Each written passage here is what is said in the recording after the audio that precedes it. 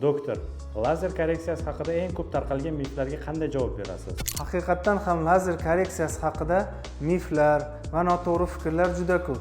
Keling shularni asosiylariga to'xtalib o'tamiz. Ayollar o'rtasida keng tarqalgan miflardan biri bu 2 marta, 3 marta tug'ruqdan keyin ko'rish yana xiralashib ketadi degan noto'g'ri tushuncha.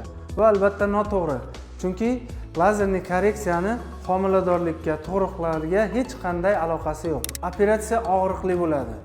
Bu albatta noto'g'ri. Chunki operatsiya mutlaqo og'riqsiz o'tadi.